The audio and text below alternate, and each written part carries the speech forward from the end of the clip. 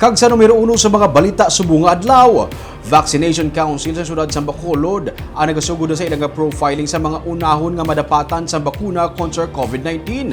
Pati mga lugar nga patigayunan sa pagbakuna ginahanda na. Yarang report ni Marty Go. Pagsugod sang bagong tuig, nagsugod naman ang gintukod nga Vaccination Council sang siyudad sang Bacolod sa profiling sang mga pumuluyo nga unahon nga hatagan sang bakuna kontra COVID-19. Suno sa Executive Director sang Bacolod Emergency Operations Center nga si M. Ang, nga kabahin man sang Vaccination Council, ginsugura na ang profiling bisan wala pa sang patod ang petsa kung saan umangin available ang bakuna sa siyudad. Iniagod kung mag-abot na ang vaccine, madasig kag masulhay na ang pagdapat sini sa mga na-identify na nga mga pumuluyo.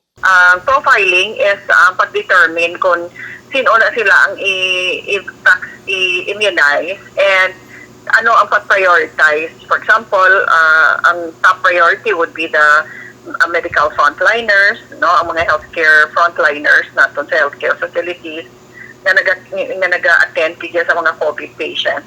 Ginsugura naman ang pagpanghanda sa mga health centers sa Bacolod nga pagahimuon nga vaccination centers. Suno kay ang importante nga maplastar na kundiin nga mga lugar patigayunon ang vaccination bangod may mga requirements sa pag-store sang bakuna agud nga hindi maapektuhan ang efficacy sini. The health centers na may ara sang eskwelahan, that means gamiton ta ang gym. Kaya kinanglan, hindi na mapakiner tugay ang vaccine. Dasigay. Kinanglan, yes, dasigay. So, simultaneous. So, imagine na, kung let's say, mag-immunize lang kita 200,000.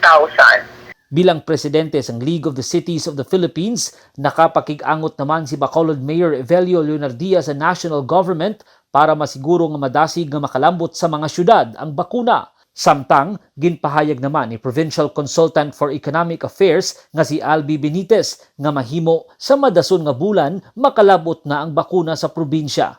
Siya ang nagapakig-angot man sa kay Secretary Carlito Galvez Jr. nga amo ang vaccine czar sang pungsod kung paano makakuha sang bakuna ang Negros Occidental. Marty Go para sa Digicast Negros.